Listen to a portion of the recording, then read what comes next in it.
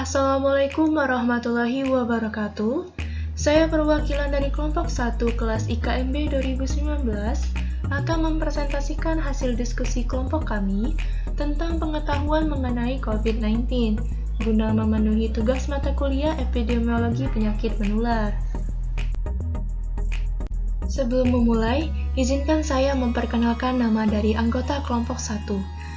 Ada Amira Adela, saya sendiri Dania Fitria Putri, Elena Cornelia, Emilia Anissa, Lucy Rahmayani, Putri Ayu Setiani Mustika Sari, dan Windy Nia Cahyani. Di sini kami membahas beberapa topik mengenai COVID-19. Ada definisi COVID-19, asal-usul dari COVID-19, agent, penyebaran, pencegahan, kebijakan, case fatality rate, dan perkembangan terbaru dari COVID-19. Baiklah, langsung saja kita masuk ke definisi COVID-19. COVID-19 merupakan penyakit yang disebabkan oleh virus corona jenis baru, yaitu SARS-CoV-2. Virus ini menyerang saluran pernapasan atas, sehingga sang penderita akan mengalami gejala flu, batuk kering, hingga kesulitan bernafas. Akibatnya, sang penderita akan mengalami gangguan sistem pernapasan, bahkan lebih parahnya lagi, akan berakibat fatal hingga kematian. Lalu, bagaimana dengan asal-usul COVID-19? Kasus ini diawali dengan informasi dari Badan Kesehatan Dunia atau World Health Organization, China Country Office, pada tanggal 31 Desember 2019, melaporkan kasus pneumonia yang tidak diketahui etiologinya di kota Wuhan, Provinsi Hubei, China. Selanjutnya, pada tanggal 30 Januari 2020, WHO telah menetapkan sebagai kedaruratan kesehatan masyarakat yang meresahkan dunia, atau Public Health Emergency of International Concern, yang disingkat dengan PHAIC. Dilansir dari SCMP, virus mungkin telah melewati spesies hewan lain terlebih dahulu sebelum menginfeksi manusia. Para ilmuwan percaya, virus akan bermutasi dan bergabung dengan virus lain terlebih dahulu sebelum masuk ke dalam tubuh manusia, menempel ke dalam sel, dan menyebar. Terdapat kemungkinan bahwa virus berasal dari kelelawar sebagai hewan perantara, seperti yang terjadi pada keluarga coronavirus yang lainnya. Selanjutnya, agent dari COVID-19. Agent dari COVID-19 ini ialah virus. Hal ini dikarenakan COVID-19 merupakan penyakit yang disebabkan oleh Severe Acute Respiratory Syndrome Coronavirus 2, yang disingkat dengan SARS-CoV-2. COVID-19 dapat menyebabkan gangguan sistem pernapasan, mulai dari gejala yang ringan seperti flu, hingga infeksi paru-paru seperti pneumonia. Lalu, bagaimana penyebaran dari COVID-19? Seseorang dapat tertular COVID-19 dari orang lain yang terinfeksi virus ini. Penyebaran COVID-19 ini dapat terjadi dari berbagai macam cara. Berikut cara penyebaran virus corona menurut WHO. Yang pertama, penyebaran virus corona melalui droplet. Penularan virus corona ini bisa terjadi melalui droplet saat seseorang batuk, bersin, atau berbicara. Selanjutnya, penyebaran virus corona melalui udara. WHO mengakui adanya bukti bahwa virus corona itu bisa menyebar melalui partikel-partikel kecil yang melayang di udara. Selanjutnya, penyebaran virus corona melalui permukaan yang terkontaminasi. Cara penularan virus corona ini terjadi saat seseorang menyentuh permukaan yang mungkin telah terkontaminasi virus dari orang yang batuk atau bersin. Lalu, virus berpindah ke hidung, mulut, atau mata yang disentuh setelah menyentuh permukaan yang terkontaminasi tersebut. Lalu selanjutnya, penyebaran virus corona melalui limbah manusia. Sebuah studi menunjukkan bahwa partikel virus corona ditemukan pada fekal oral orang yang masih terinfeksi seperti urin dan feses. Namun, WHO mengatakan belum ada laporan publikasi terkait cara penularan virus corona melalui cara ini. Dalam laman resmi WHO, selain melalui fekal oral, penyebaran virus corona ini bisa terjadi melalui darah, dari ibu ke anak, hingga dari hewan ke manusia. Mungkin kita pernah bertanya, apakah COVID-19 dapat menular dari orang yang tidak menunjukkan gejala? Banyak orang yang terinfeksi COVID-19 hanya mengalami gejala ringan terutama pada tahap-tahap awal. Oleh karena itu, COVID-19 dapat menular dari orang yang hanya bergejala ringan, seperti batuk ringan, tetapi merasa sehat. Lalu, bagaimana cara kita mencegah agar kita tidak tertular atau terinfeksi virus corona? Yang pertama, rutin mencuci tangan menggunakan sabun dan air mengalir. Selalu kenakan masker dan ikuti protokol kesehatan saat berada di luar rumah. Tetap di rumah, hindari perilaku mengusap mata, hidung, dan mulut, menjaga imunitas tubuh atau daya tahan tubuh, menjaga kebersihan rumah. Jika batuk atau bersin, usahakan sambil ditutup dengan lengan. Jika mulai merasakan gejala yang sesuai dengan COVID-19, segera hubungi pelayanan kesehatan yang menjadi rujukan COVID-19.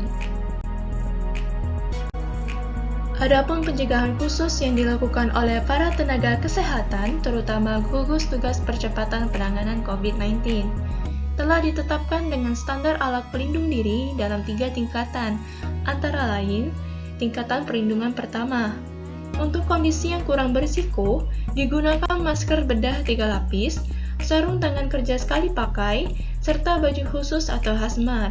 Salah satu contoh petugas di tingkat ini ialah supir ambulans. Selanjutnya, perlindungan tingkat kedua. Biasa digunakan oleh para tenaga kesehatan, diantaranya tenaga medis saat memeriksa pasien dengan gejala infeksi pada saluran pernafasan, radiografer, farmasi, dan petugas kebersihan ruang pasien COVID-19. Yang dikenakan ialah masker bedah 3 lapis, baju khusus atau hazmat, dan sarung tangan karet sekali pakai, serta pelindung mata.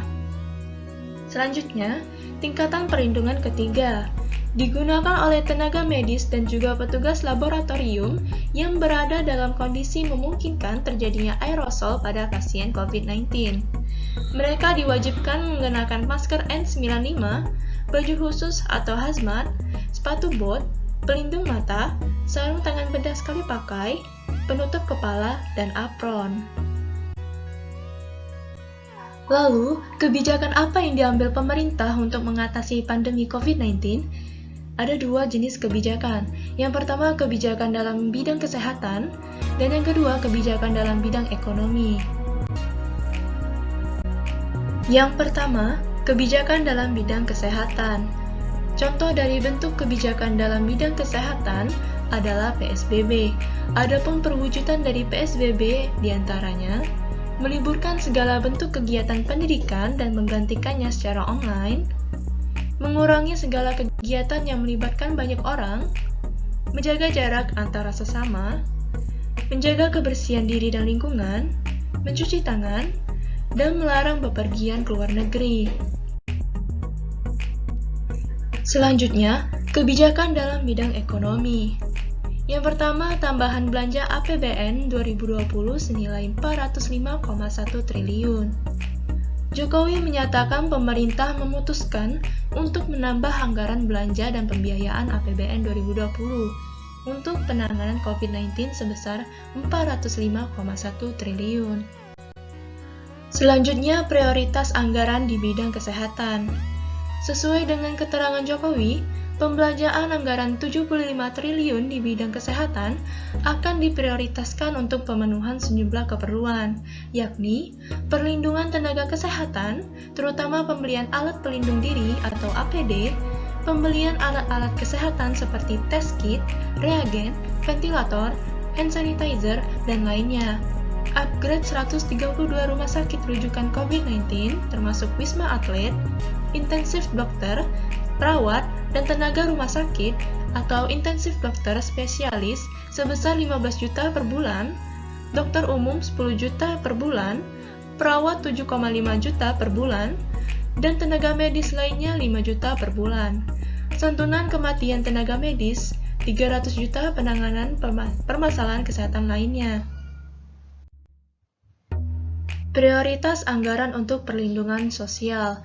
Menurut Jokowi, pemerintah akan memprioritaskan alokasi anggaran untuk perlindungan sosial saat pandemi corona ke sejumlah program, seperti program Keluarga Harapan atau PKH, kartu sembako, kartu prakerja, hingga keringanan tarif listrik. Prioritas anggaran untuk insentif dunia usaha. Pemerintah memberikan sejumlah insentif sebagai stimulus ekonomi untuk para pelaku UMKM dan dunia usaha, berupa penggratisan PPh 21 untuk pekerja sektor industri pengolahan dengan penghasilan maksimal 200 juta selama setahun. Pembebasan PPN impor bagi para wajib pajak kemudian impor tujuan ekspor atau KITE, terutama KITE dari kalangan industri kecil dan menengah. Pada 19 sektor tertentu, pengurangan tarif PPh sebesar 25%. Bagi para wajib pajak kemudian impor tujuan ekspor, terutama industri kecil menengah, pada sektor tertentu, percepatan restitusi PPN bagi 19 sektor tertentu. Untuk menjaga likuiditas pelaku usaha, penurunan tarif PPh badan dari 25% menjadi 22%, penundaan pembayaran pokok dan bunga untuk semua skema KUR yang terdampak COVID-19 selama 6 bulan. Prioritas di bidang non-fiskal.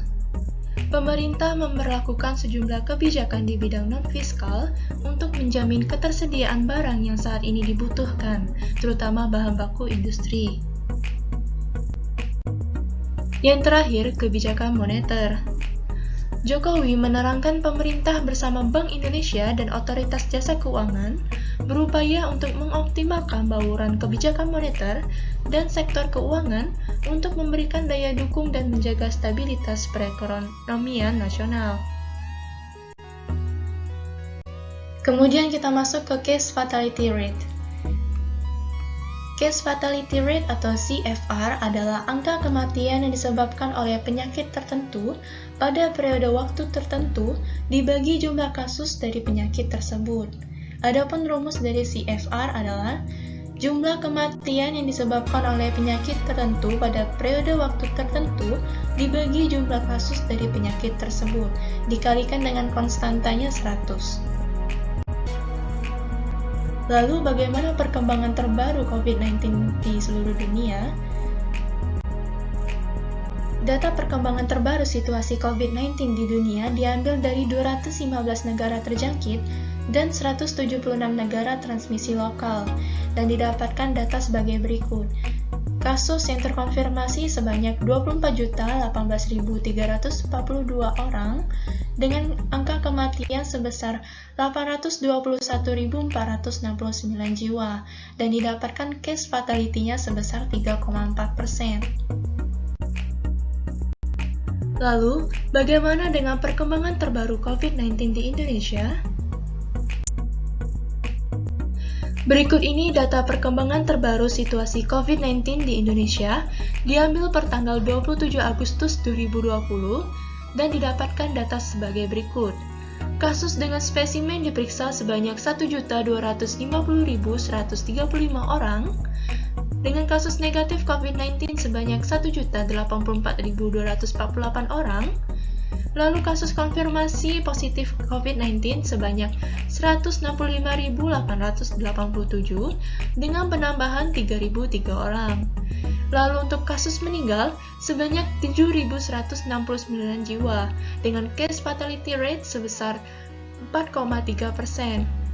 Lalu kasus sembuh sebanyak 120.900 orang dan kasus dalam perawatan sebanyak 37.818 orang. Untuk kasus suspek sebanyak 77.857. Kabupaten kota yang terdampak sebanyak 486 dan transmisi lokal sebanyak 232. Dan berikut ini merupakan data kasus COVID-19 setiap provinsi per tanggal 27 Agustus 2020.